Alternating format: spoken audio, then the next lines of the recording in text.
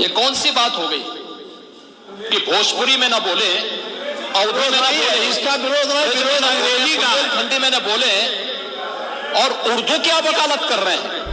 कल हम लोगों ने यहाँ पे इसका शुभारंभ किया, समाजवादी पार्टी ने उसका विरोध किया है और मुझे लगता है कि प्रोसीडिंग का हिस्सा होना चाहिए, इनको समाज के सामने एक्सपोज करना चाहिए। अपने बच्चों को ये लोग पढ़ाएंगे इंग्लिश स्कूलों में और दूसरे के बच्चे के लिए अगर वो सुविधा सरकार देना चाहते हो, कहते नहीं उर्दू पढ़ाओ इसको, यानी उसको मौलवी बनाना चाहते हैं, कठपुल्ला पर जोड़ के इसको ले जाना चाहते हैं। ये नहीं चल सकता।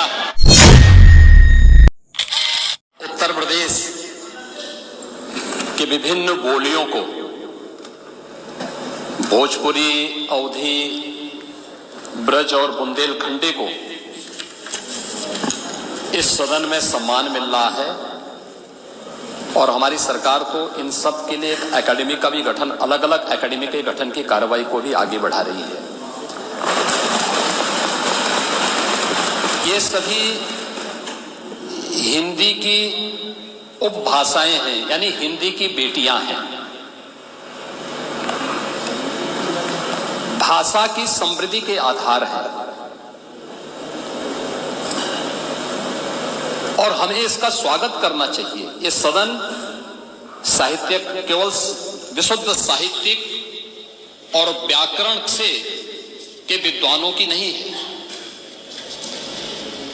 आम जन का प्रतिनिधित्व करने वाले माननीय सदस्य समाज के विभिन्न तबके से आए हैं। अंतिम पायदान पर बैठे हुए व्यक्ति की आवाज को भी इस सदन में मुखरता मिले, इसके लिए अगर किसी को हिंदी में वह धारा प्रवाह नहीं बोल सकता तो उसको भोजपुरी में भी अपनी बात को रखने का अधिकार मिलना चाहिए, अवधी में, ब्रज में या बुंदेलखंडी में उसको रखने का अधिकार मिलना चाहिए। ये कौन सी बात हो गई कि भोजपुरी में ना बोले, अवधी में ना बोले, इसका विरोध नहीं, विरोध अंग्रेजी का, बुंदेलखंडी में ना बोले और उर्दू क्या वकालत कर रहे हैं। ये बड़ी विचित्र बात है। आप मुझे बताइए, मैं इसीलिए कहता हूं कि आप समाजवादियों का चरित्र ही इतना दोहरा हो चुका है, इतना दोहरा हो चुका है कि अपने बच्चों को भेजेंगे इंग्लिश पब्लिक स्कूल में और दूसरों के बच्चों को बोलेंगे कि एक गांव के उस विद्यालय में पढ़े जहां संसाधन भी नहीं है। ये दोहरा आचरण और जाकी रही भावना जैसी प्रभु मूर्ति देखी तिन तैसी, यह तो आचरण आप लोगों का है।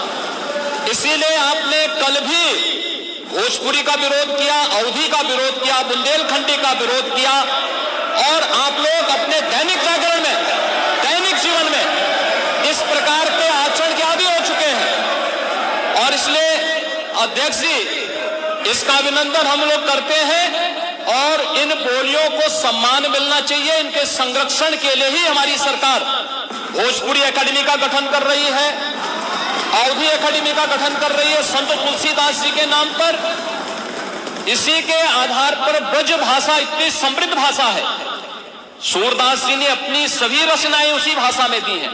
संत तुलसीदास जी ने अपनी कालजयी रचना रामचरितमानस, जो इस सदन में ही नहीं उत्तर भारत के अंदर और भारत से प्रवासी हुए जितने भी ऐसे लोग हैं जो मॉरिशस में या दुनिया के फिजी में या दुनिया के किसी देश में गए, उनके संकट काल में रामचरितमानस ही तुलसीदास जी का अवधी भाषा में रचा गया, रामचरितमानस ही उनका सहारा बना था और आज जब उसको सम्मान मिल रहा है तो आप उसका विरोध कर रहे हैं। बड़ी विचित्र सी स्थिति है।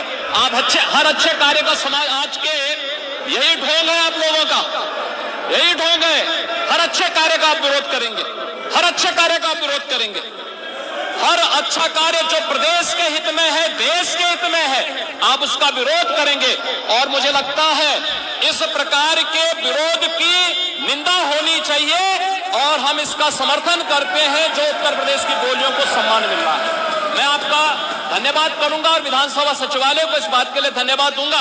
कल हम लोगों ने यहाँ पे इसका शुभारंभ किया, समाजवादी पार्टी ने उसका विरोध किया है और मुझे लगता है कि प्रोसीडिंग का हिस्सा होना चाहिए, इनको समाज के सामने एक्सपोज करना चाहिए। अपने बच्चों को ये लोग पढ़ाएंगे इंग्लिश स्कूलों में और दूसरे के बच्चे के लिए अगर वो सुविधा सरकार देना चाहते हो, कहते नहीं उर्दू पढ़ाओ इसको, यानी उसको मौलवी बनाना चाहते हैं, कठपुल्ला पर की ओर देश को ले जाना चाहते हैं। ये नहीं चल सकता।